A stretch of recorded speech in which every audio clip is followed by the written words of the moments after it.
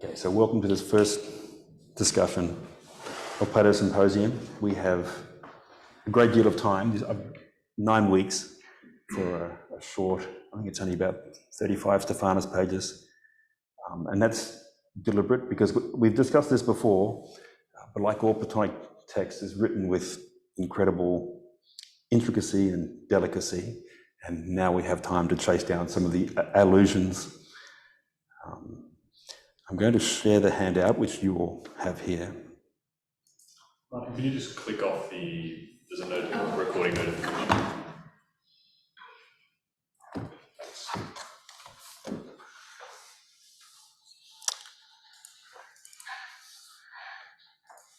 And then after this discussion today, you'll have here a schedule of the text that we're looking at. And I'm going to come back to that because it involves the people speaking in the dialogue and how the dialogue is divided up. And we're going to come back to that after I give a much broader introduction. So I think the Symposium is a peculiarly helpful text for modern people because it's about eros. There's a Greek word eros, which we transliterate as eros, right? And it means the passionate love for someone or the passionate desire for a thing. Now, Plato, who's obviously the first great philosopher of our tradition, of whom we have the complete works, combines philosophy and eros in this dialogue and in the other dialogues. I mentioned a dialogue that is in sharp contrast with the Symposium, which is on eros and the praise of eros, like the Phaedrus' praise of eros. In the Republic, the discussion is about justice, and eros is identified with the worst kind of human being, a tyrant. Right? And that makes sense because justice requires an inhibition of one's own desires in the light of other people's right, just to be extremely simplistic.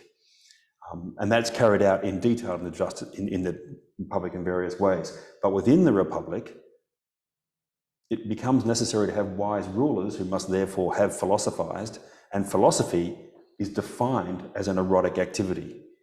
But in the Republic, it's defined as one that reaches completion in wisdom. And that's an internal myth in the Republic.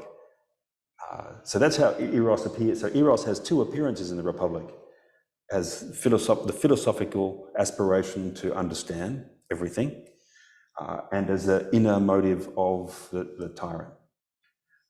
In this dialogue, eros is apparently praised much more directly and almost identified with philosophy. And Socrates, who is Plato's image of the philosopher, appears to define his activity as erotic. So question, at the very end, we need to come to a conclusion about how that understanding of philosophy as erotic is carried out by Socrates. Is it?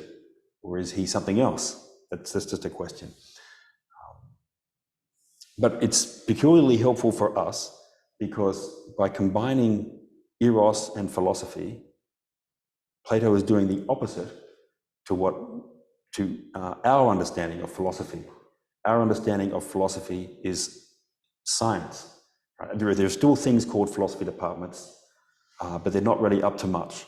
Most of them are running after the physics department, trying to say the meaning of what you did 75 years ago is X. And the people say, yeah, but we don't care. We've done that 75 years ago. No one, right? But that's what yeah, I'll cease the polemic right now. So, but that's a larger trend, and with endless qualification for various great people and departments and so on. But genuine knowledge, that's physics first, mathematics, the mathematical aspect of physics, then biology, and so on, until you finally get down to sociology, psychology, philosophy, and so on. Which is why those departments are changing. Why you have less philosophy departments, and you have more departments that look at historical phenomena, so cultural studies and so on.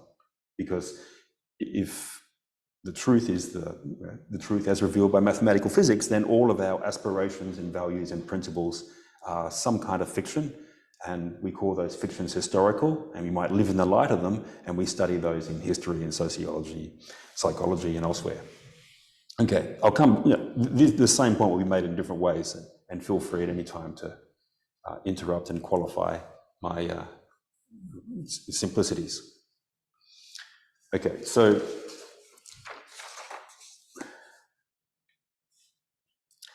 I want to do two things. Show you an example of modern reason, and then show you a brief clip of poetry. So the example of modern reason, and my point, which I lost track of during the polemic, is that in modernity, we completely split eros from reason. So Plato is trying to show that these are together, or one is philosophy is the exemplification or the peak of eros. Right? That's the thesis. And this has had an enormous effect historically. There are all kinds of works of art that illustrate this.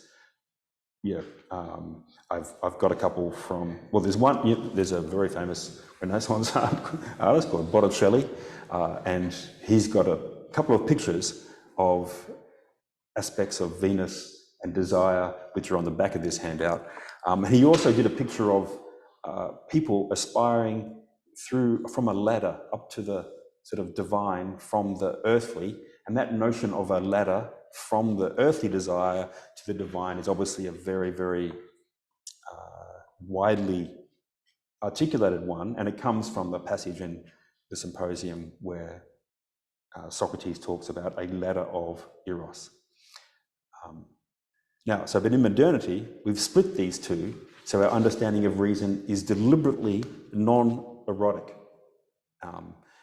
And the reason for that is that it allows us to say that we don't want to argue about the ends to which we put our reason. If we argue about those things, it'll lead to strife. And the people who developed the modern understanding of reason were writing in an era where the understanding of the whole and of God was not a strange mix, but it was definitely a mix of a theological teaching and a philosophical teaching, but it led to enormous conflicts. And they thought we will resolve the conflict by saying there is no rational understanding of what is highest or the divine.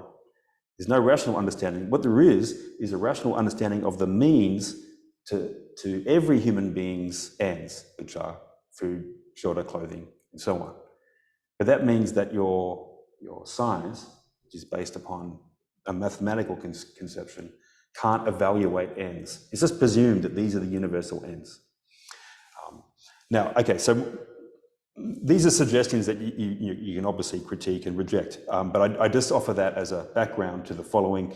So this is from a psychology textbook. So psychology comes from the Greek word psyche, which is the soul, the animating principle of a living being, the human soul for psychology, and logos, which means a speech or an argument, and comes to mean the articulate, rational account of a thing. Right, so logos, sociology is the logos of society, and so on. So psychology should be the logos of the human psyche, of the human soul. It should therefore be about your experiences as a human being, but it's not, right? Because your experience as a human being is that you are impelled to do certain things because this is more just, that's more beautiful, this is more profitable, and so on and so forth, endlessly. But so a genuine psychology would look at those ends and evaluate them. But modern psychology doesn't do that. Right? It hypothesizes that you behave in certain ways based upon certain ends, and so therefore it shows you how to have power over the human beings by modifying their experience, but it can't tell you what end is best or how to use that power over the humans. But I'll just read you now. This is from a widely used text in the US anyway. I don't know about here, but when I was last there, it was used by the psychology department. One of those things where they put out a new edition every year and they change 25 words, and then they get the full $500 from each book and make them students buy the new one. So this is, I'm just going to increase the size. So this is from the part of method. Right? A method is how you approach something. And it's a striking aspect of modern thought that we have a method preliminary to research. And how Plato orientates himself towards that is part of this dialogue, because a couple of the speakers have a method, and that's part of their criticism that Plato is making, is that their method is undermined by their research and vice versa. Okay, so this is from the methodological part of psychology.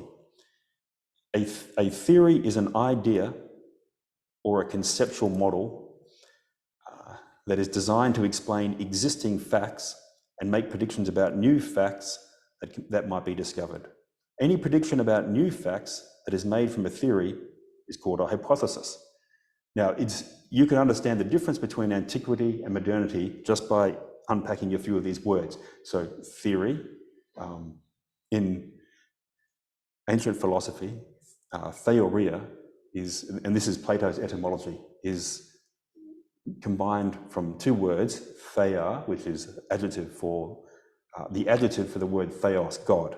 So theos is divine. Theia are the divine things.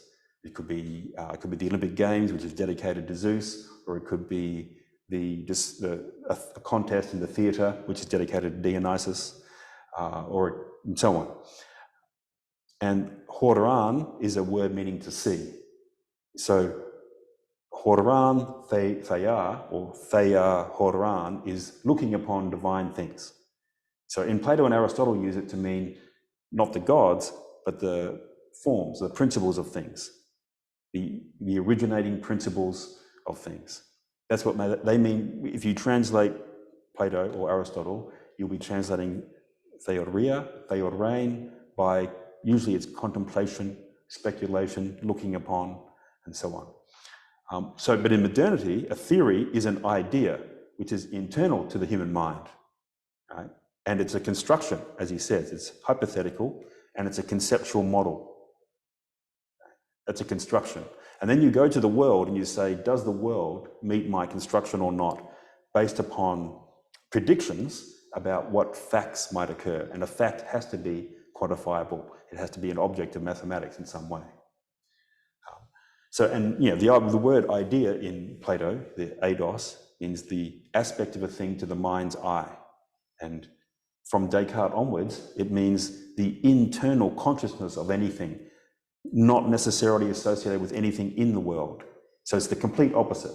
And that's another way of seeing the difference between ancient and modern thought. The same with hypothesis. Right? A hypothesis here is a conceptual model. It's a construction, a mental construction that may or may not have any relation to the world. And a hypothesis in Plato is, for example, the assumption, given that we can speak to one another and be intelligible to one another, that things are themselves intelligible, and that we can therefore discuss those things, justice, tables, and so on. Okay, but that's just preliminary. So to try and help see where this textbook understands itself. So that's a theory, and that's and so on. Now, we can leave that as it is. I'm now going to show a short clip. I wonder if I can show it here as well.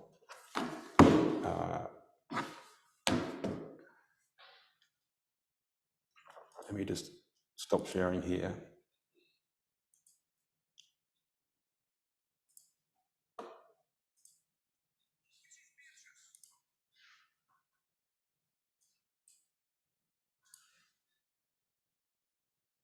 Are you seeing that there? What are you seeing? Right. What can I do? What are you doing? That's all right. Oh no, yeah. Can I? No, I can't. Okay, so I'm just going to have to tell you what's about to transpire. What you're about to hear. But you can share it. How? Screen share. Screen share with audio. Yeah, in Zoom. Yep. In Zoom. Yep. Share screen. Share screen. Yep. Yep. Make sure you got audio selected. Oh, you might have clicked that a bit too fast, actually. Stop screen. Stop share. Yep. Do it again, but just click it once. Right, that one, and Share sound. share sound. But then would it come out there and here, and therefore echo? No, it doesn't, that's not connected into sound at all. Just, yeah. Yeah, but you can only hear it on that one, so make it louder. Okay, so this is a minute and a half from Much Ado About Nothing, and in this, I'll just be as brief as possible.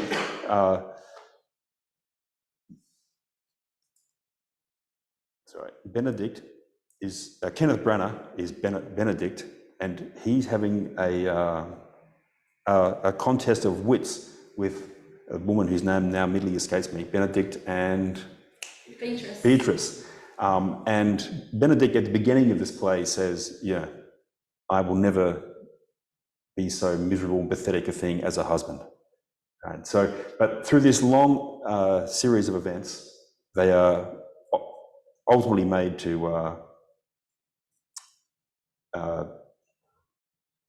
express the inner tension that turns into an affection between them, as we'll see in this clip. Okay, I hope. Which is Beatrice?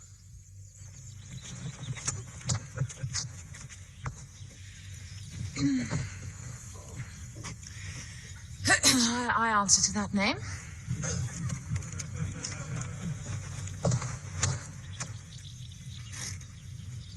What is your will? Do not you love me? Why, no. No more than reason. Why, then your uncle and the prince and Claudio have been deceived. They swore you did. Do not you love me? Why, no more than reason. Why, then my cousin, Margaret, and Ursula are much deceived, for they did swear you did. They swore you were almost sick for me. They swore you were well nigh dead for me. 'Tis no such matter.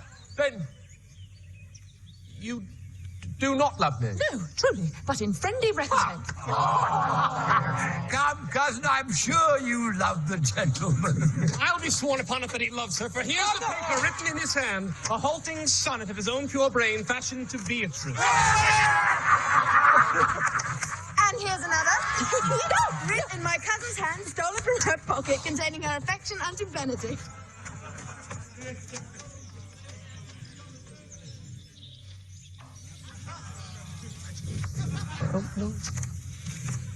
A miracle!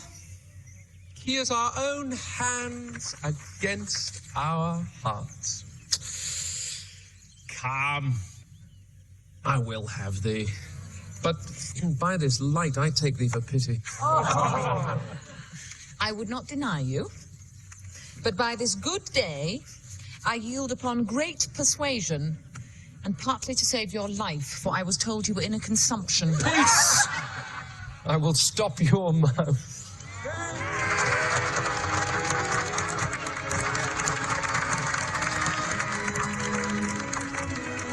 How dost thou, Benedict? The married man? I'll tell thee what, Prince. A college of wit crackers cannot flout me out of my humor. Dost thou think I care for a satire or an epigram? No. Since I do purpose to marry, I will think nothing to any purpose that the world can say against it, and therefore never flout at me for what I have said against it. For man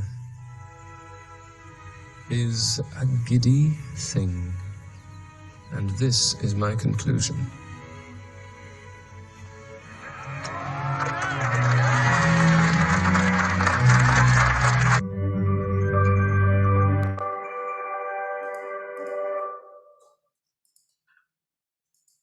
Now, what's the first and most striking difference between the methodology paragraph and that clip? The methodology is boring. No? Well, the clip is quite silly. And silly. Yeah, it's a comedy. And in comedies, things work out and people are happily married. But what does the poet do? The poet is not drawing some kind of scientific universal and saying, here is a lover. The lover is on average 5'6" and blah, blah. That's obviously, that would be satirical.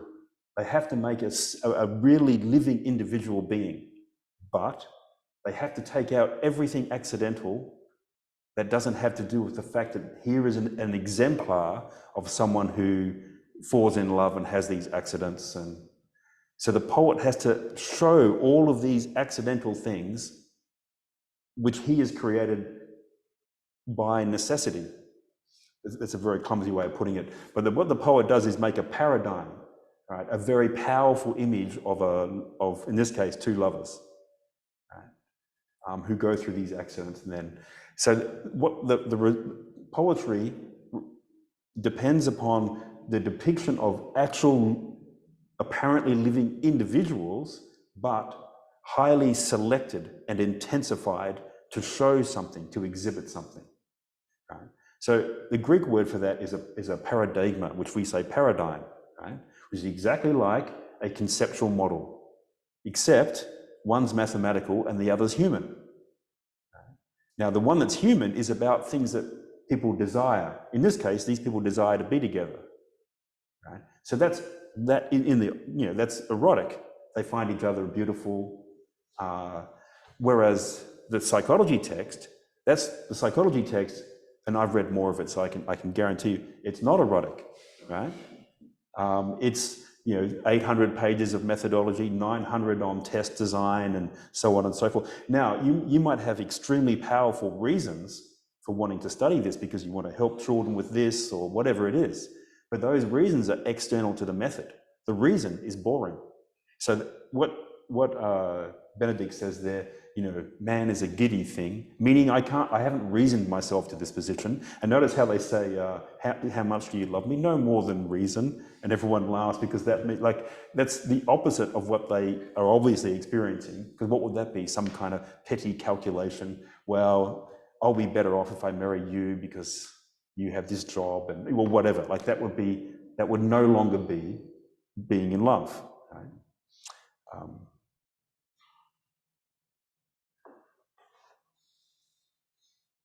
Right. So that's our self-understanding as moderns is informed by all kinds of different traditions, and therefore, when I make statements about modernity and antiquity, they need endless qualification, and you should speak up and tell me where you can see that I'm wrong. But I make the following proposal that, which I think has some evidence, and I'll go back to the handout to adduce some of the evidence. In modernity, I just got an example of this. Where is it? Sorry. This is on page 3 of the handout, the very top.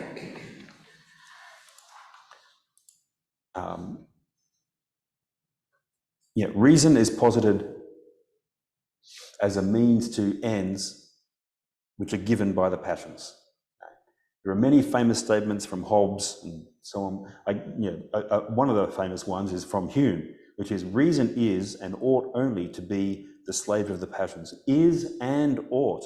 This is the guy that told us you can't go from is to ought. But anyway, and can never pretend to any other office than to serve and obey them. But that means there's no desire to understand, to have knowledge. And so we are doing two things concurrently.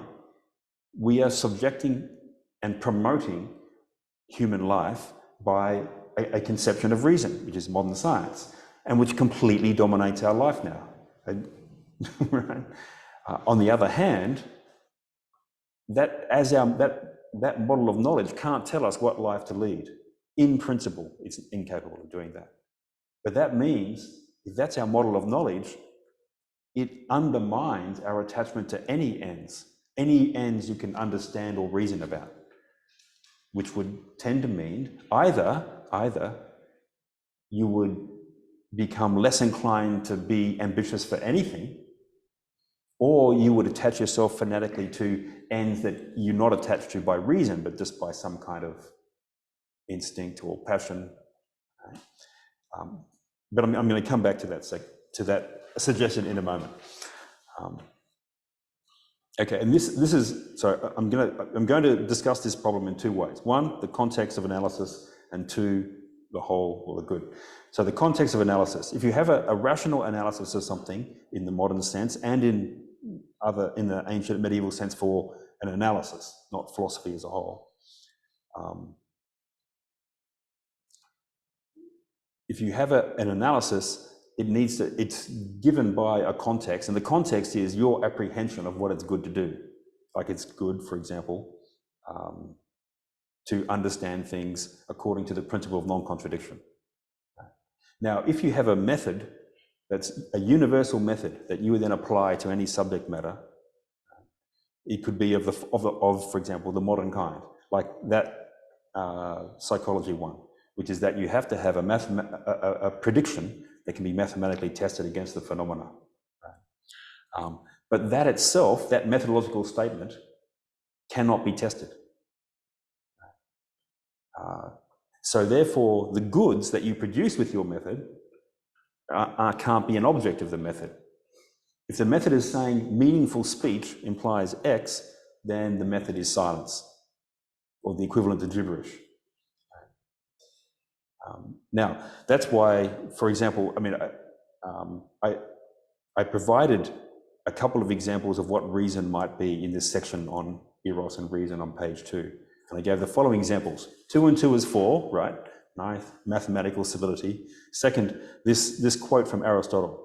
A syllogism, a demonstrative argument, is a logos, an argument, in which, given that certain things are posited, something different from those things that have been laid down results by necessity by their being so, or given that they are the case. And that depends upon things like the principle of non-contradiction. Now, Aristotle does not think that logic is a method that you develop prior to your investigation of any field. And he has to ground, for example, the principle of non-contradiction in ordinary human existence. And he does that in Book 3 of the Metaphysics.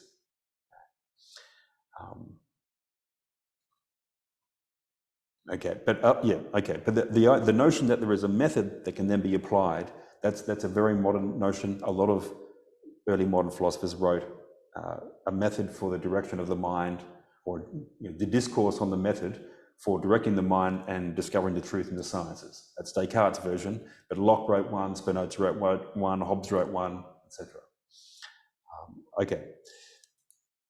So the context of your investigation cannot be provided by a method. That's my first suggestion. Now I'm going to read this paragraph, which I wrote an hour ago, so forgive me if it's infelicitous.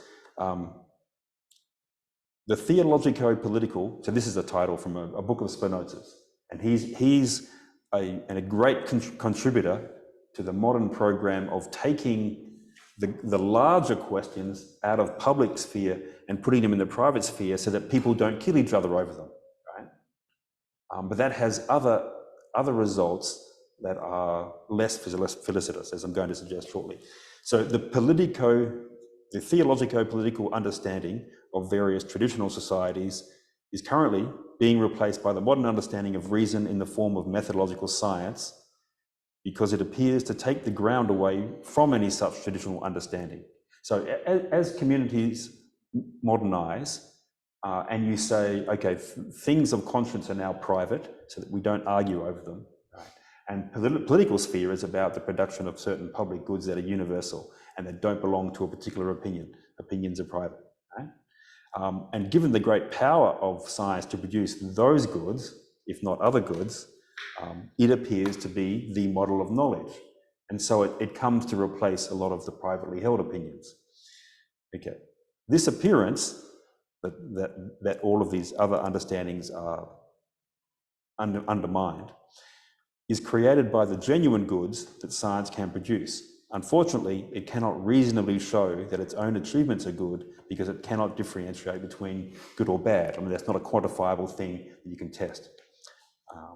Okay, so that's a problem. That's one way of expressing the problem. I'm going to put it another way using Plato's language from a different dialogue. Okay. Now, so I'm suggesting, open to objection, The problem for any science based upon a mathematical method is that it does two things at once. One, insist on standards of rational thought and action, for example, consistency, testability, quantifiability. That is, certain ways of thinking are good. Insist that such standards cannot be the subject of rational discourse because we don't have a scientific understanding of good and bad. So that's a dilemma from the internal to the science. This is sometimes recognized as the problem of rational facts and irrational values. So the fact-value distinction, which has received a lot of academic discussion. Okay, now Plato has Socrates in the Republic say that human beings do everything they do through some apprehension, not some rational understanding or knowledge, some apprehension of what he calls the good. Divining, and this word divining means, it's used of like the Greek prophets, like the prophetess at Delphi and so on. So it means not a rational understanding. Divining that the good is something, but not being able to grasp it with any security, and so on. So what he means is that we are all orientated by things that we think are better and worse in a whole variety of ways. But if we were going to know with security that one particular thing was good, we'd have to actually understand the whole of human life and the place of this or that within it. That you'd have to be wise, right? And Plato has Socrates deny that human beings are wise. So that's why he's arguing that philosophy is necessary. We need to understand the ends towards which we are orientated because we're not wise. Okay. But that argument means that that puts him in tension with every theologico-political community because every community has an answer to what is the good. To be simple. That's good. That's not. Okay, I'm going to read this paragraph. So Plato seems to teach that we are not directly orientated by the whole, and I'm suggesting that would involve a wisdom we don't possess, but by what we take to be, in particular, what we take to be beautiful or noble. And this is one of the central topics of the Symposium. It's about eros, passionate desire, and passionate desire is normally for what you think is. I use this phrase beautiful or noble because there's a single Greek word kalon in the neuter when it means a thing that means both beautiful and noble because it means external beauty, human beings, artifacts, beauty, but it also means the splendor of a human act or thought or human being that is not visible sensually, but visible when you think of someone that they have a noble character, they've done a noble deed, and so on. So it's the manifest splendor of someone or something. Kalos. Yeah. No worries. Yeah. Yeah. No worries. See you again. Okay. So in this dialogue, there is the more erotic speakers talk about the beautiful, and that reaches a peak in Socrates' speech, as we'll see. And the response to beauty is characterized in the Symposium and elsewhere as productive or generative in two ways. One, the production of poetry or literature or laws on the one hand, and children on the other, right? That's the typical response, and that receives an examination and a qualification in this dialogue. Now, I'm just going to make this very simplistic description of the difference between the sort of traditional societies prior to the modern orientation of reason and reorientation of reason and eros. So in the traditional society, the gods and poetry are manifestly public. Right? So, Herodotus says, Hesiod and Homer set down the gods for the Greeks and gave them their attributes. Poetry is a public thing. It's a poetic contest in Athens. You have 4 plays put on by tragedians, three tragedies and then a satyr play. And the comic poets appear on one day, all competing against each other. The tragedians appear over 4 days, and so on. So poetry is a public contest. Everything was a contest for the Greeks, but it's manifestly public, and it informs the way the Greeks think about what for them are the highest beings, the gods. So the gods and poetry are public. Science and philosophy is a necessarily private activity. And the great comic poet Aristophanes wrote a play about this called The Clouds, in which he shows the philosopher-scientist Socrates coming into contact with the public and the public burning down his school. Science can't exist in public because it undermines attachment to the highest beliefs of the city. In modern society, the gods and poetry are private. There's this comment by, I think it's Matthew Arnold, when I was reading a book of his criticism on poetry, and he says, poetry is a matter of a man in his closet, meaning in his bedchamber. Like you read a book of poetry in your room. That's the opposite of the older view, which is that poetry is the public exhibition of the wisdom derived from the muses or whatever. So for us, you have a private individual conscience and opinion and belief. That's not a public one. There's no established orthodoxy, right? So that's private. Poetry is private. Science and philosophy are public. They are the most public things we have.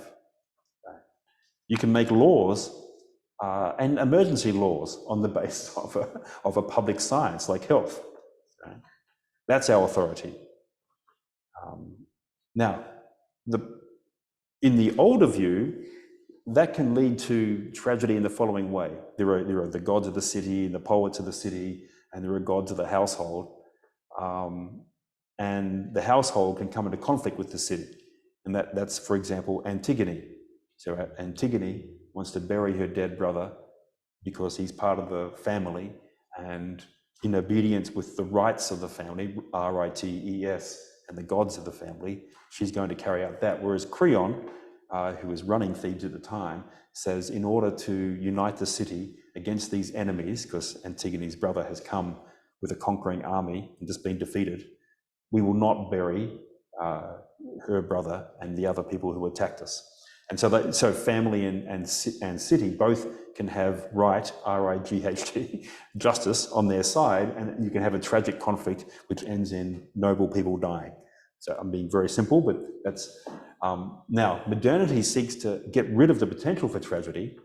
If we make those things private, right, then, and if we make the private the basis of public right, so your individual right as a human being, as a part of the social contract, is the purpose of the political community. So in principle, there should be no tragic conflict between the individual and the whole. That's the intention. Now, but one problem is, if you have this very powerful science, which is devoted to the means to life, food, shelter, clothing, and if thought is public now, then we know the truth publicly. The truth can be made, and we can therefore use thought to those ends. So therefore we can use people's thought, we can manipulate people's thought to public ends, public safety, public unity, and so on. There was a thing in Britain called the nudge unit, which used psychology, like this book I read parts of, this psychology textbook. They used those methods to try and manipulate people to act as the government thinks is best for them, right? Of course, the government may or may not be superior or inferior to the citizens in their understanding of what's good for the citizens. So but that's our problem, is that thought itself can become a political tool. And that's obviously going to become even more the fact with AI and so forth. It already is a fact with the fact that all of these algorithms on the main social media channels and so on obviously channel thought in various directions, and so on.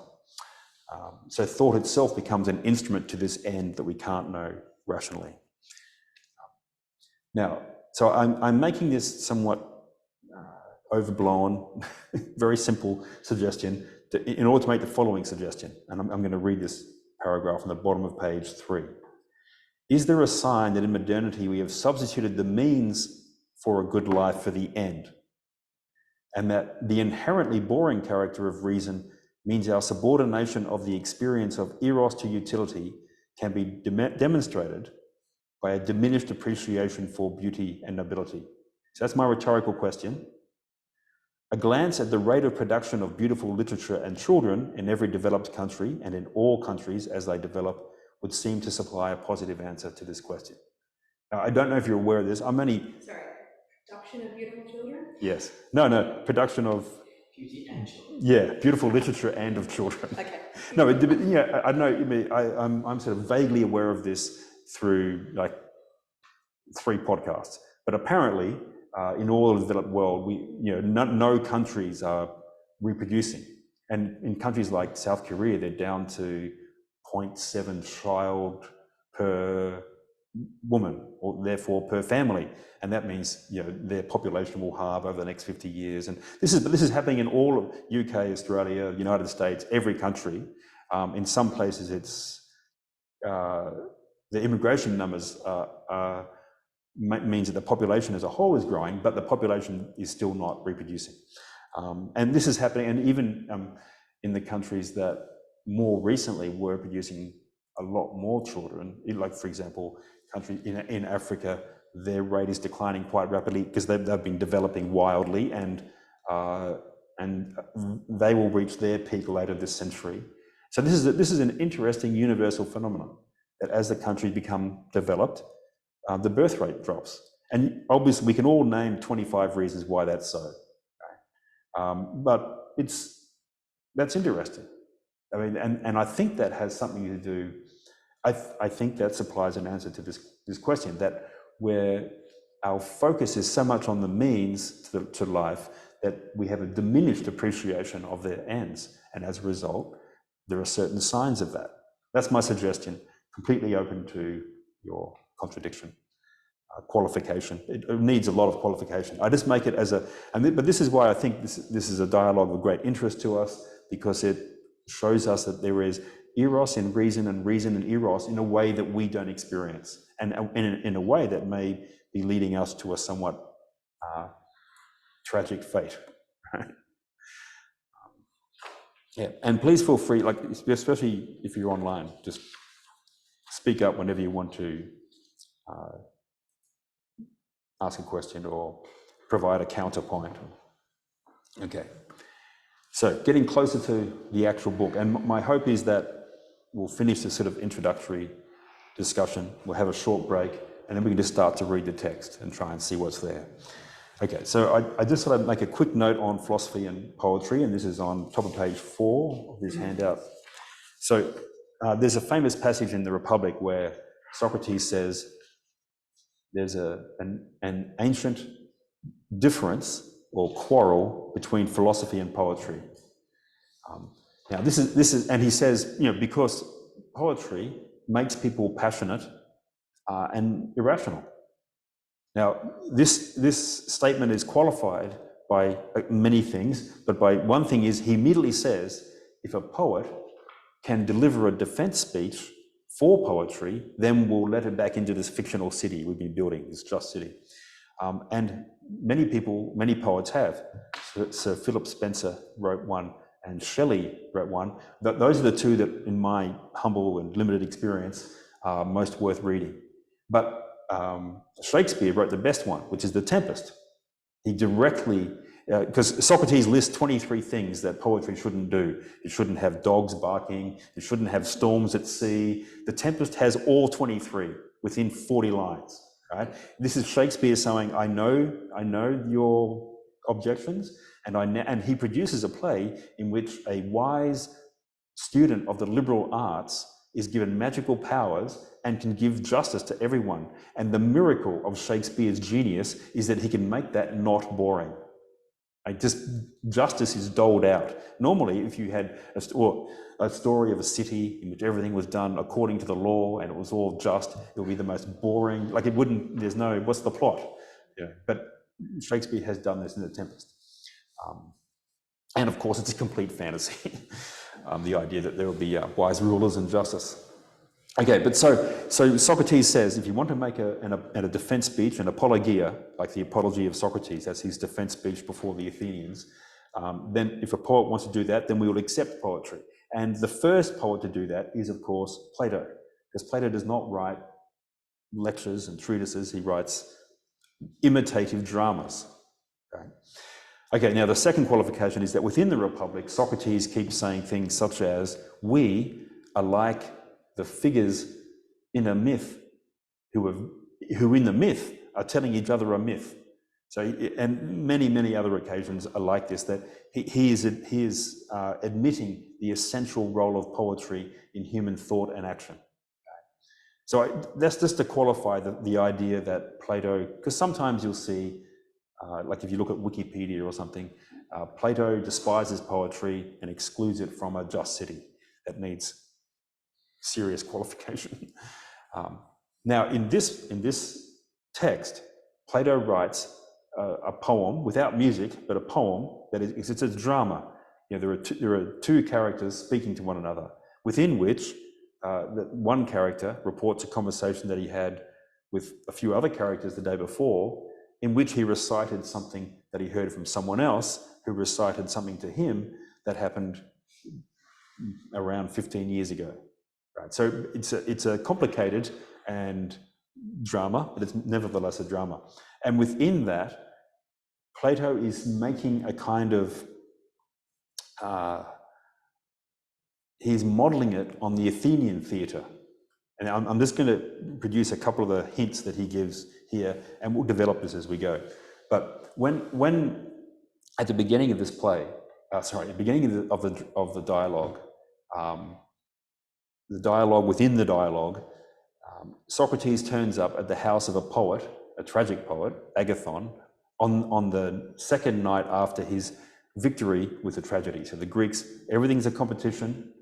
You couldn't, whittle some wood without immediately 4 people saying, "I can do that better than you," and so the drama is a competition before the full citizenry and judged by certain people who award prizes. And Agathon in 416 BC won the first prize with his first play. And then, of course, he immediately got drunk with the actors, and Socrates stayed away. And then he had another celebration, a symposium, and the Greek word means a drinking together. But as we'll find, they're all so hungover from the first night that they want to drink less this night, right? So they're having a symposium with less wine. Socrates turns up and insults his guest immediately, 3 or 4 times in a row. And on the 3rd or 4th time, Agathon says, "You and I will have a contest in wisdom, and Dionysus will be the judge." And it's the Dionysian festival at which the tragedies are put on and someone judges. So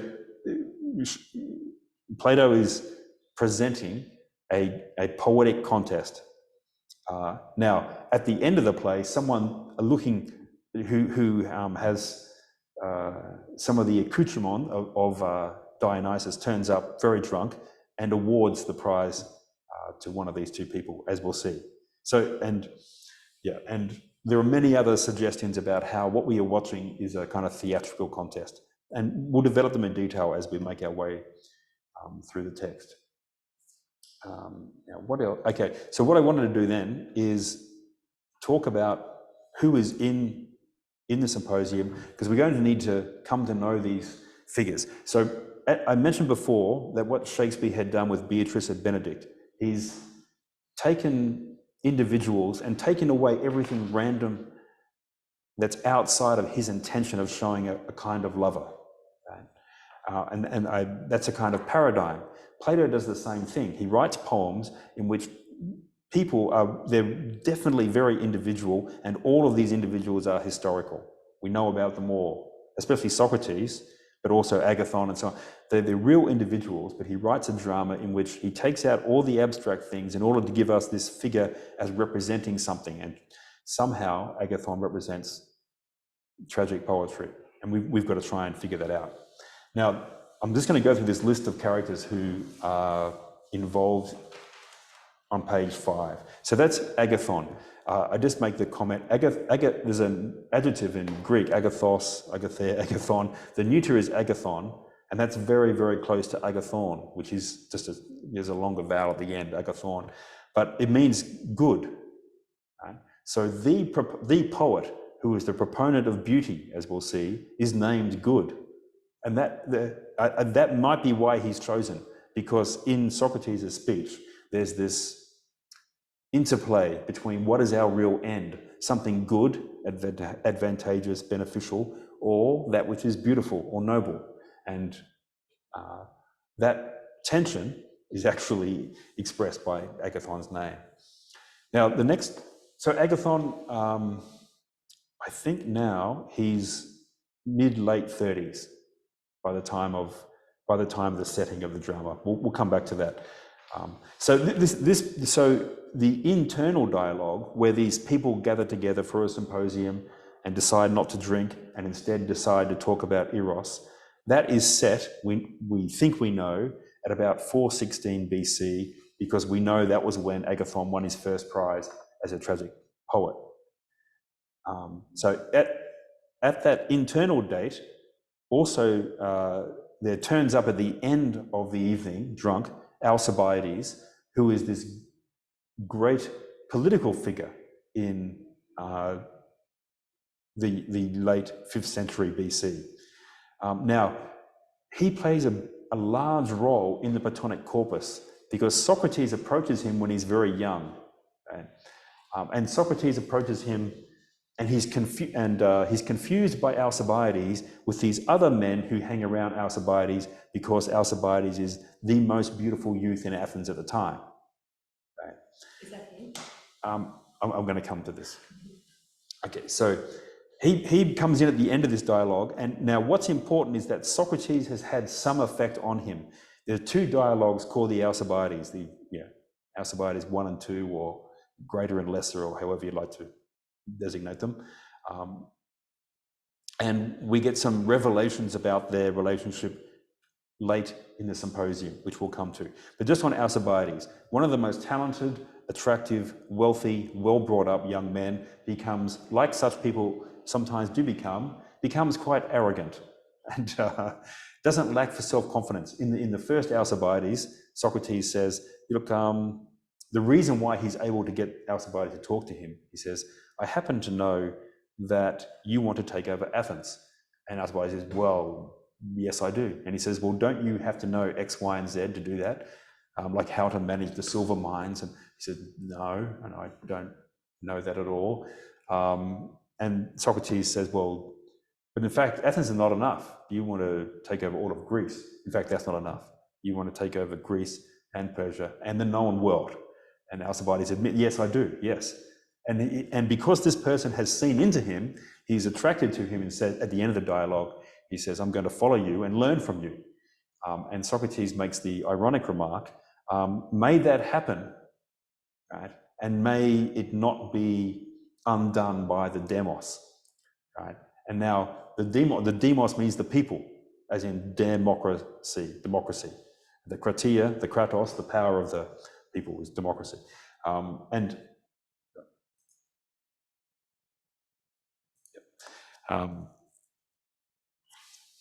Sorry, I just had a look at a chat remark and I lost track. So may the demos not prevent that. And the demos prevents that in the following way. In this dialogue, Alcibiades admits that the love of the demos, that is being famous, was more attractive to him than Socrates. And the demos got on the way on Socrates' side by putting him to death. Right, so there's this little Platonic ironic remark at the end of the Alcibiades. So Alcibiades becomes a very great general. He's extremely talented. He almost always wins. And just prior to the setting at Agathon's house in 416, he is made a general, one of the youngest people ever to be made a general. And in the same year, he wins at the Olympics. And at the time, winning at the Olympics was a big thing. The way it is now, you win endorsements and money, and you get fed at the public table forever, and in a chariot race. Now, it's important to understand a couple of things that happen in the next year. So Athens is at some kind of peak. And this is, presumably Plato chose this moment. 416 BC, there's a break in the Peloponnesian War, the war with Sparta. They've just appointed Alcibiades general. The next year in 415, and this is described in the historian Thucydides, the Athenians decide to invade Sicily out of arrogance, and they appoint Alcibiades, who was for the invasion, and a guy called Lysias, who was against it, as the generals. And that's a disaster, because you're appointing two people who have a completely different vision of how things go to the same mission. And Alcibiades, on the way over, is arraigned before a court in Athens for profanation. And the events that occurred, we don't know very much. There's a guy called Andokides who talks about this in a law case that happens a lot later, because we don't know many of the details. But two things happened in 415 BC over a night or a series of nights. The Hermes is like a statue. It's got a head of Hermes and a phallus, and they're on corners and roads everywhere, and someone went around and defaced them.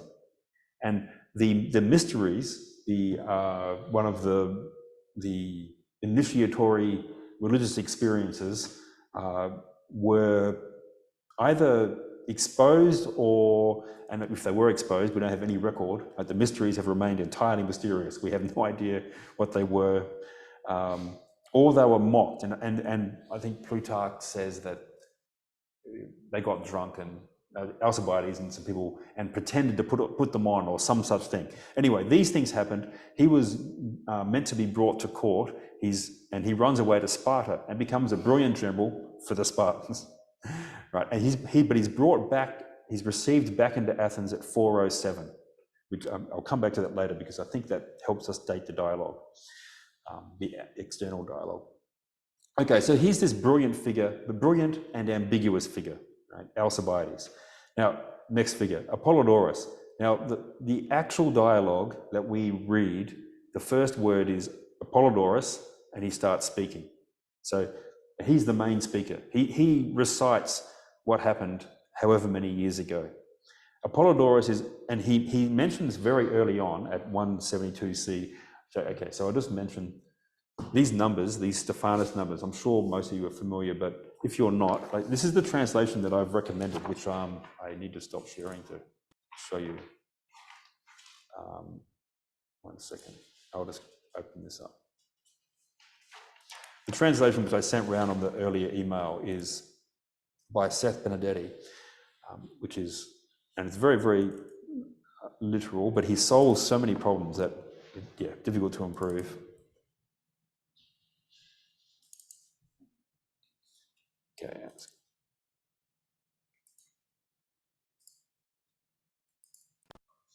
Okay, so I think you're seeing the translation now.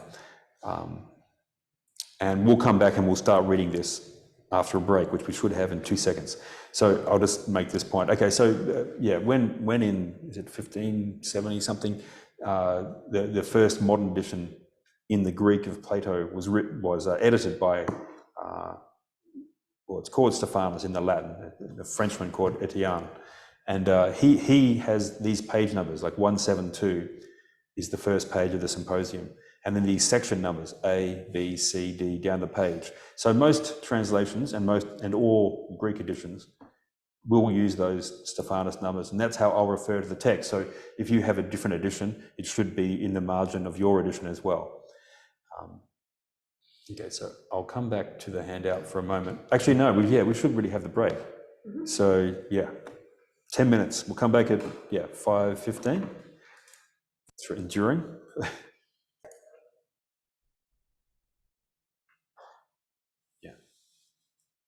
So, Steve was pointing out that my simple suggestion that in antiquity, poetry and gods are public and science and philosophy are private, has to be, it leaves us no way to understand, well, what about military sciences or engineering or those public uses of science, which are necessary for the city? And that's true. I'd like to, and that's a problem. For example, Aristotle, in the beginning of the Politics, says why we should not have technological advancement. And then in the last book, he says we need technological advancement, otherwise the enemy will use it against us and we won't have it. I'm being very simple, but that's roughly what occurs. Okay, so I'd like to start back. There's a couple of people still coming back. Where are we? I'll share this, and I'll just continue with this discussion of just the people. So I want to name all these people, give a very brief description of who they are, and then we're going to look at a painting that has them present. So I've discussed Alcibiades, this famous, beautiful, arrogant general. Now, Apollodorus is this, as we'll soon see, because we'll read the first couple of pages. Apollodorus is someone who's begun to follow Socrates around and listen to everything he says and follow everything he does. And when Socrates is put to death by the city of Athens, it's described in a dialogue called the Phaedo by Plato. He's always breaking into tears and becoming hysterical. And the person reporting the dialogue in the Phaedo says, we were all keeping it together if it wasn't for Apollodorus breaking down, which made us break down. So he's very passionately devoted to Socrates, but passionate devotees aren't always the best friends of a thinker, right? Because whether or not he actually lives in the light of Socrates' thought or just follows him externally in some sense, he can see something noble there, but he can't quite live it himself. That's a question, as we'll see within a page. So Apollodorus is this very devoted follower of Socrates, and he's the first character of the dialogue. The second character is Hetyrus, a companion, unnamed, and we don't know who it is. Now, Apollodorus says, I originally heard this story from someone called Aristodemus. So this is the next person. So Aristodemus was actually there on the night of this party. He went there with Socrates to Agathon's house. And he's also a fanatical follower of Socrates, and he copies him. He doesn't wear shoes, doesn't wash, and so on. So And the first time in the dialogue that the word lover is used, so eros is love, erastes is lover, and the first time it's used in the dialogue is to describe Aristodemus. He's called a lover of Socrates. So that's an odd that should immediately be striking. And so normally people will translate it something differently. They'll say devoted follower or something. But then you miss the point, which is that this dialogue is about love in all of its forms, and some of them are quite counterintuitive. Okay, so that's Aristodemus, who goes to this symposium. Then Aristophanes, the great comic poet of the 5th and 4th century BC, the only one whose works we have 11 comedies of his, fragments of another 30. We don't have any other full plays from the 5th century, full comedies. We have some fragments. But he's a genius, and he wrote a play about Socrates, which is well worth reading. It's a critique of philosophy or science. Now, Plato writes a dialogue in which we have a comic poet, Aristophanes, and the philosopher, Socrates, and a tragic poet, Agathon. And this is a contest between philosophy and poetry. And what's interesting is in the apology of Socrates, the defense speech before the court, Socrates says, the reason why I have these accusations is because of a play by a certain comic playwright. He doesn't name him, he says, who introduced me hanging on a crane, saying ridiculous things and so on and so forth. That's Aristophanes. And then, but here at dinner, so that's 422 BC. The dates aren't exactly accurate, 422, 23, but so that's about 7 years before this meeting. And they're on good terms, right? This is just a by the by. Okay, then Eryximachus, who is one of the more renowned doctors in Athens at the time, and he's the lover of a young man called Phaedrus, who is also there. Phaedrus is famously beautiful, and at the time of the symposium, about 35. Eryximachus is probably 45, 50. Aristophanes is quite young at the time of the play, about 32. Now, at the very beginning of the dialogue, Apollodorus is speaking to an unnamed companion, and he says, yesterday I told this story to Glaucon and some other men who are businessmen, and we know they're businessmen because he insults them for being businessmen. Now, this is presumably Glaucon, who is the brother, well, possibly at least, the brother of Plato. So Plato wrote another dialogue in which the main character, apart from Socrates, is Glaucon and Adeimantus, who are Plato's brothers. And so this could begin with Plato's brother, we don't know. Now, there's an older man called Pausanias, who is the older lover of Agathon, the tragic playwright. And it's unusual that this kind of love affair that we're talking about, which was common in Athens at the time, has an older man and a younger man, and it usually dissolves after a brief period of time. And that it's because the point is made that Pausanias and Agathon have been together there for decades, right? Well, can't be more than a decade. So Pausanias is this older lover of Agathon. So we have these pairs of lover and beloved, and this comes up in the dialogue. The typical eros that's depicted in Athenian literature at the time is this lover of an older man and a younger man. In the speeches on eros by Aristophanes and by Socrates, they both go back to man and woman, and as well as man and woman. And we'll see. And they provide different ways of understanding these different kinds of love. Okay, so we have here this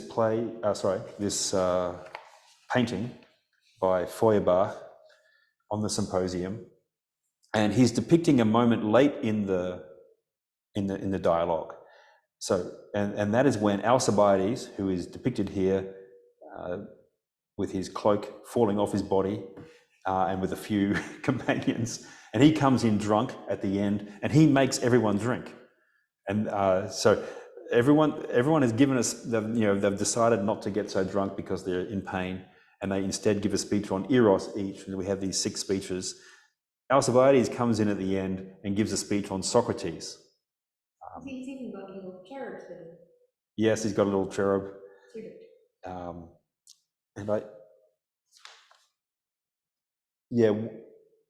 And you see the little cherub is carrying a wreath. So he is going to act like the god Dionysus and present the winner with that wreath. And we'll see what happens. Okay, so then Agathon is turned to him. That's Agathon there with his cup. Welcome him in. Agathon is a very urbane human being, as we'll see. He looks very Jesus-like. Sorry? He looks very Jesus-like. He looks very formal, but he's a very amiable person. You can see behind Agathon an older man looking in the same direction. Now, surmise Pausanias, his older lover, right? So Alcibiades, Pausanias, Agathon. Now, you see the lamp behind Agathon with the snake around it, which is the sign of Asclepius and medicine. So let's take the man in front of that to be Eryximachus the doctor. The one who's looking at Socrates' back.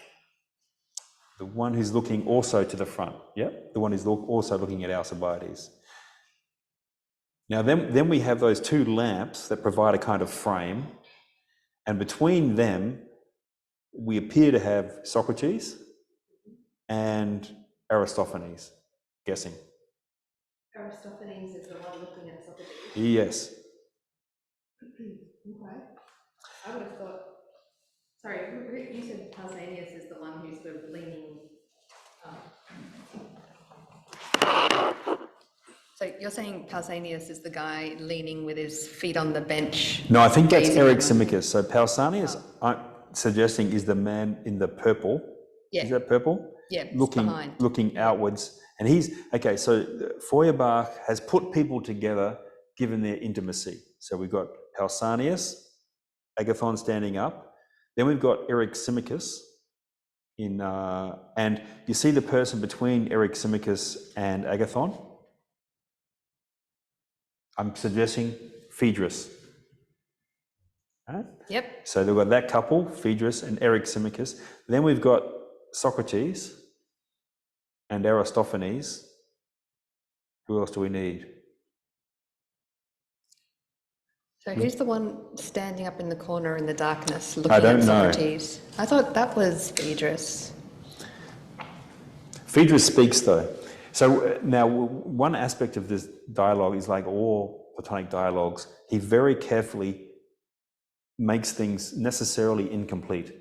And at one point, he has the person narrating it say, there were a couple of other speeches, but I don't remember what they were, and I don't remember who told them. And Aristodemus, who is the narrator of this whole thing, he doesn't report his own speech. Right? He says, there were some that weren't important, i.e. me, I'm not important. That's his position as a very humble follower. Did learn something from Socrates then. I'm sorry? Why would Plato leave out parts of the dialogue? Thanks. So why would Plato leave out? Why would he include absences as part of his constructed dialogue? In all the dialogues, he seems to be pointing towards an understanding of the principles of things, and he explicitly and implicitly, by leaving things out, implies there will always be gaps in our understanding. So in the Republic, where we get the most explicit statements of, except for there's a characterization of wisdom in the Timaeus, which is that it would you would have to know to be wise everything as it is in itself and in its relation to everything else and as a whole. And and with the implication that I'm afraid we don't have that. And in the Republic, he says we are orientated by our understanding of what he says the good, of the idea of the good, which at one point he also uses the expression the principle of the whole, the beginning of the whole. But he explicitly denies that we have knowledge of that. So we operate in ignorance of the whole. So what we are doing then is we're orientating ourselves by principles that we experience, like we think this is a just act and that's an unjust law, and we're orientated therefore by our opinion, not knowledge, our opinion of what justice is, and we try to improve it. The same with beauty, profitability, pleasure, etc., etc. We try to refine our understanding of what's a good pleasure and a bad pleasure, and so on. So we're operating without knowledge, without wisdom. And that's a statement that Socrates makes in this dialogue too. And so there are these little gaps, lacunae in the dialogues, and either we're meant to fill them or they're meant to represent the difficulty of understanding. This is a suggestion. And I think that will come up, Okay. Which one is Socrates? I think he's framed between the two lamps here, with the bald head. The very clear snub nose. And the snub nose, the famous snub nose. And there are some people, therefore, that if any of that's right, there are these three people at the back who we don't know, and there's this person standing up who we don't know. So why has Socrates got his back to Alcibiades? Yeah. Did we just lose vision? No. Yeah, sorry, I just got to turn the camera back on. Yeah, wrong camera. Yeah. Yeah, so what is Socrates interested in? Maybe Socrates is ultimately in dialogue with Aristophanes, and he's pointed directly towards him here. That's possible, and when we come to read Socrates' speech, he's actually, he makes an explicit remark only about Aristophanes. So he does appear to be in some kind of dialogue with him. And Feuerbach apparently spent 10 years making this painting. So he took what he thought about it, how he wanted to orientate. So maybe he's picked that up. That of all the people who give these speeches, the speeches, if there are 6 people who give a speech each, that's discontinuous. It's not a dialogue. But if someone picks up on something someone says and develops it or argues with it, then it becomes more like a dialogue. And perhaps Feuerbach is able to suggest that. If so, it's a remarkably good suggestion, because in Plato's works and in Xenophon, Socrates is frequently quoting Aristophanes, the comic poet, very frequently. He quotes the other poets all the time too, but he's clearly in some kind of dialogue with Aristophanes. And you can see that in the Republic. Aristophanes writes a play in which the women want to take over the assembly. These men have been running down the city, getting us involved in wars, so we are going to take over. And so they disguise themselves as men, go in and vote that only women should have a vote, get rid of the men, and so on. And this play is quoted by Socrates in the Republic when he's trying to found a just city, and in which the governing class is the philosopher kings and queens. So he's in dialogue with Aristophanes. Now, so all of that's preliminary, and that is at a pace that's too quick to properly develop any of those thoughts. I just want to provide some general background and some of the people.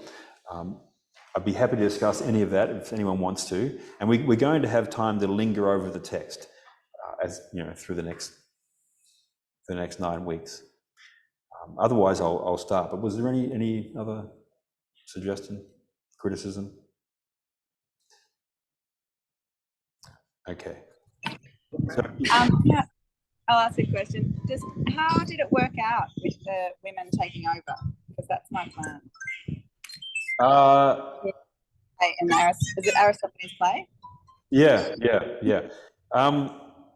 Well, because they have to make things equal, there's a slightly ancient comedy is obscene, and so it ends with it starts out well. For example, everything's going to be equal, and so you see this rich man bringing all his wealth down to the agora so it can be split up equally, and you can see other people are not doing that. So there's going to be some problems with this. Everyone's going to share everything equally. But at the end, there's a young man and a young woman who are in love and who want to be together, and 2 much more elderly and not as attractive women as they were demand that they get to be with him first, because everything has to be according to the equality schedule, and that's the end of the play. They drag him off stage. So Aristophanes begins by making these fantastic notions, like these 2 Athenian men in the birds are going to found a city where you can do whatever you like. There are none of these stupid laws inhibiting you and so on. They're going to found a city with the birds, like in the clouds. So you just, all these, he has these absurd conceptions, but they're somehow extremely revealing. But ultimately, as we'll see from Aristophanes' speech in this dialogue, he has these human beings, he thinks, are somehow heuristic, and he actually is trying to reinforce the mores or laws or customs that they have by showing that you should actually not be arrogant, not think that you're above the gods, and so on. But yeah, he's well worth reading, Aristophanes. In fact, we have to do a course sometime on the birds or something. Okay, so here we have the beginning of the dialogue. Is it readable, that text, for you online? Because it looks quite small, but And so the two characters are Apollodorus and nameless companion, who he comes in somewhere here. So Apollodorus says, in my opinion, now I will bore you with the details of the Greek words as little as possible, but there's this odd phrase, doko moi, which means both two things at once. It means I seem to me, or in my opinion of myself. Right? So it begins by, we're emphatically in the realm of opinion, and first words in Plato are like first words in Shakespeare. They're extremely revealing about what's going to happen. The first word of Hamlet is, who's there? And then we have this play about someone who's not quite sure if he's here or there or what he's meant to be. Right? And the first words of the Tempest are bosun. And the bosun says, here. And the captain says, good. And he says, do this and that on the ship. And the play is about someone in charge who knows what they're doing, and that's good. And so first words in Plato are like that. And so we're in the realm of opinion, but somehow opinion about ourselves. But so it begins, in my opinion, I am not unprepared for what you ask about. Now, which is going to become a point that we need to discuss, that for some reason, he's been telling the same story quite a lot recently. But also the word unprepared, and you have to make choices when you translate, and unprepared is a good choice, but it means practiced in. And the Greek word for practice has the word care in it. Right? So if you study something attentively or diligently, you have to do it with or motivated by care, which is different from insight. Right? Your care follows your insight. You think this is worth doing, and therefore you practice or study at it. And so he's practiced in what he's talking about, but that's different from him understanding it, as we'll see, as I think, we will see.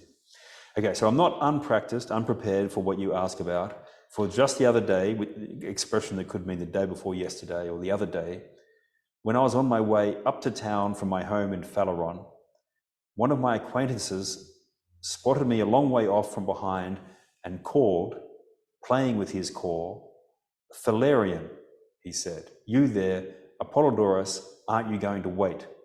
Now, there's the usual 25-page argument in the scholarship about the joke. Right? There's a 19th century German scholar who suggests that the joke is that if you say person from your deme, Phalaria in this case, the local community of which you're a part, that's the same way in which you address someone in court. Socrates of, not Phalaria, but whatever it is, I can't pronounce it. It's 45 syllables. You are charged with corrupting the youth and disbelieving in the gods and so on. And I think that works. It's like he's arresting him.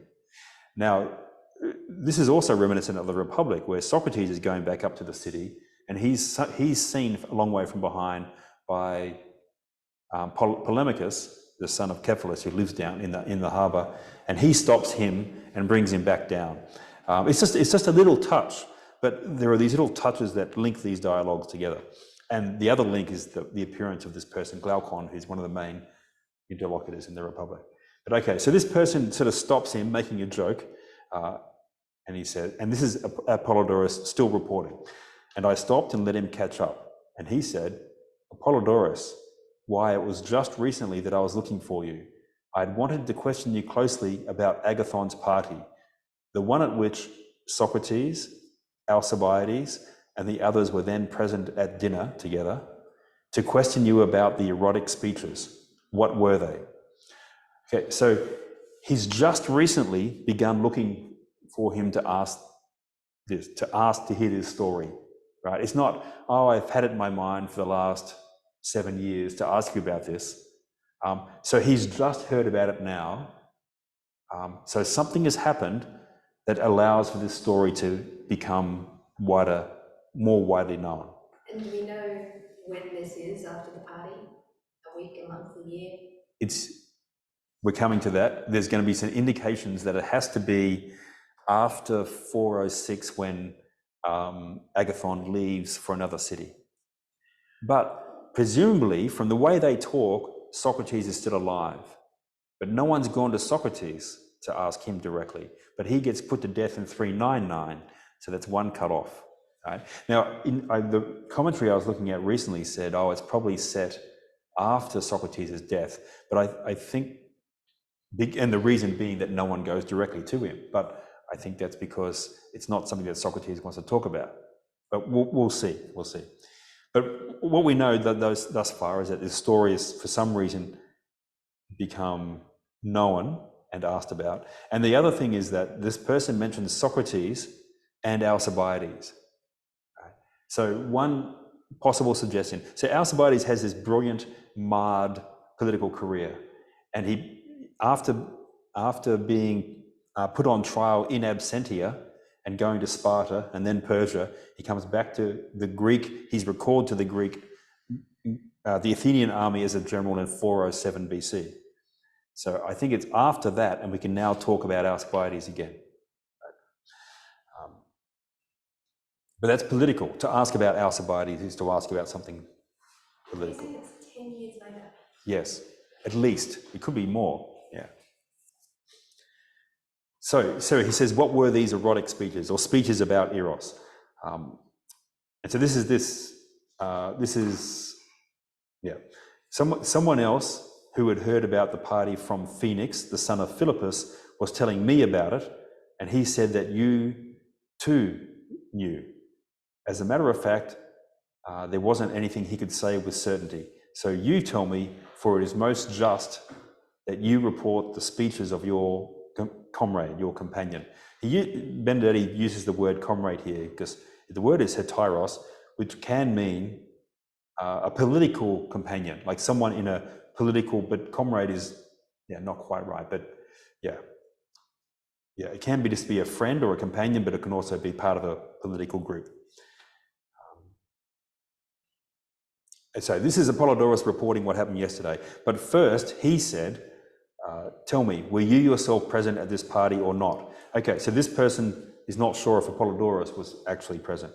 And I said, it really does seem as if there were nothing certain in what your informant told you, if you believe that this party, which you were asking about, occurred so recently that I too was present. And this person says, that is indeed what I believed, he said. But how could that be, Glaucon? And that's our only reference to what's who this is. Where's that? Oh, here.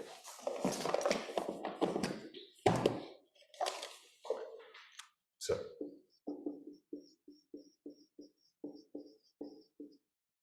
Apollodorus, this is not yesterday, but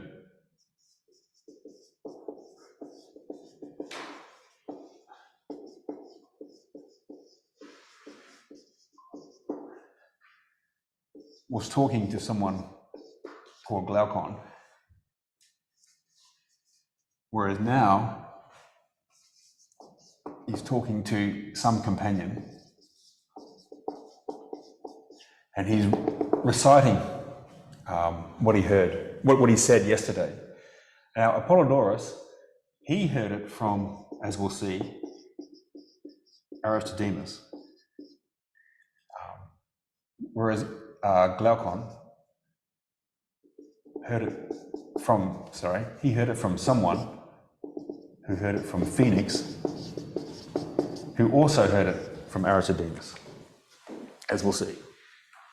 And Aristodemus, in 416 BC, was actually at Agathon's house.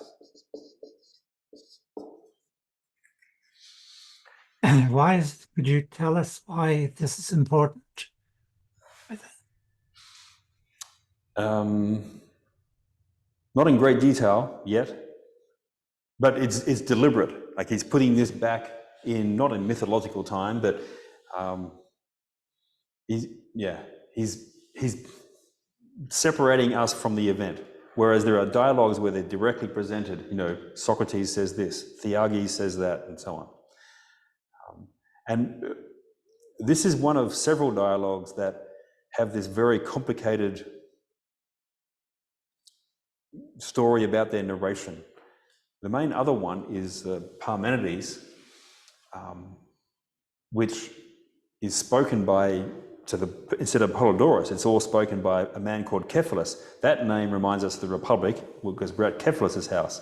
But it's not that Cephalus, it's someone who's come from the place that Anaxagoras comes from, to Athens. He's gone back to Plasdomini, and he's now talking to other people, and he says, when I got to Athens, I met up with Adeimantus and Glaucon, same Glaucon, and went to Glaucon's brother, who was at this conversation where the philosopher Parmenides and Zeno talked to Socrates. And that's the first, that's a conversation that occurs when Socrates is, and this is not completely irrelevant to what's going to happen. So of the dialogues, the first one in dramatic time is the Parmenides. It's called the Parmenides, and it's the very young Socrates talking to Parmenides and Zeno, and then Zeno has this long conversation, Parmenides has this long conversation with a young man called Aristotle, who later became one of the 30 tyrants in Athens, not the Aristotle who was the pupil of Plato. Now, then in the Symposium, Socrates is, 54 or something, at Agathon's house. He relates a conversation he had, so Socrates with a woman called Diotima, right, when he was about 30. So he's 20, and then he's about 30. So these are the earliest pictures we have of Socrates. The other early picture we have, and I'm going to say this is now 3. Actually, let's call this 2, that 3. So 1, in the Phaedo, which is set on the day he dies, he records when he was very young, being interested in what they call the inquiry into nature. And then he explains why he found that unsatisfactory, and instead pursued dialogue which was fundamentally revolving around the principles of things or the forms, the eider. Right? Now then, in this dialogue, Socrates produces a discussion of the forms, and Parmenides immediately refutes it, and then goes into this long demonstration about the one and the many. And then at the end of his life, in the Phaedo, he goes back, he shows that he's been on the same path that Parmenides apparently refuted. Now, I'm just raising complexities, not helping, but those are the 3 earliest pictures we have of Socrates. He turns away from what we would call a kind of natural science and turns to the investigation of human ends, what's just and beautiful and good and so on. And the Symposium is meant to help us understand these first 2 steps. Because the Symposium is about what's the relation between our deepest desires as a human being and our understanding or our science. But Socrates, in Plato's universe, Plato wrote 35 dialogues and a collection of 13 letters, which are like another drama. Right?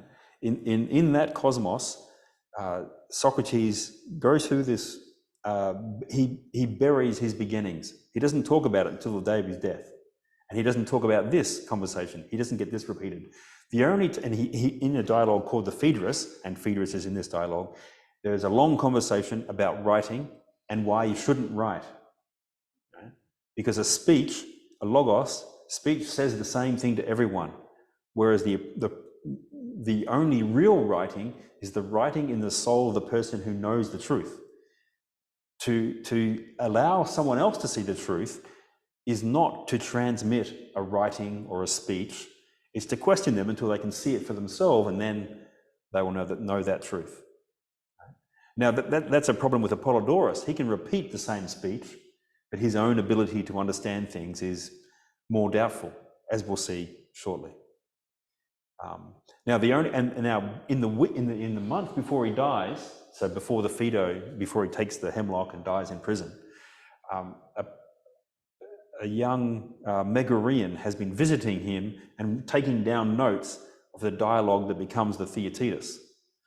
So Socrates helped in the production of a writing. As far as we know, it's the only one. And that's a dialogue about our lack of knowledge of what knowledge is. Okay, so all I'm doing is gathering mysteries. I'm not helping, but this is this, and I'll on a future handout I'll put in these details about our early pictures of Socrates. Okay, so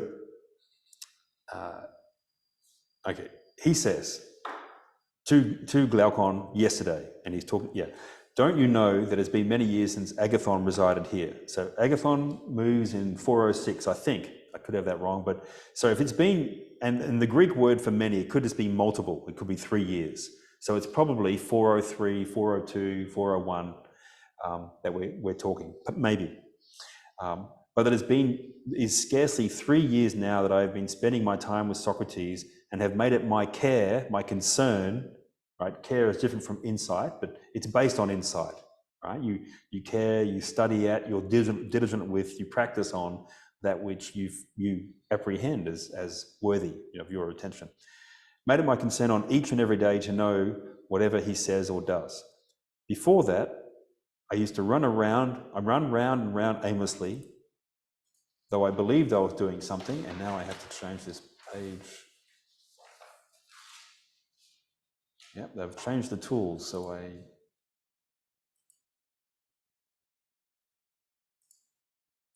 nope. Kirsten, you wouldn't know how on an Adobe I can turn a page. The bottom right. Oh, yeah, thank you. Got it. There we go. Okay, so this is Apollodorus. Thinking I was doing something of importance, I was more miserable than anyone in the world, no less than you are at this moment, for I believed that everything was preferable to philosophy. So until 3 years ago, Apollodorus was, a businessman or busy or active, and yeah. But now he looks back on himself and thought he was miserable because he hadn't discovered philosophy. And he said, so this is Glaucon yesterday, don't mock me now, but tell me when this party did occur.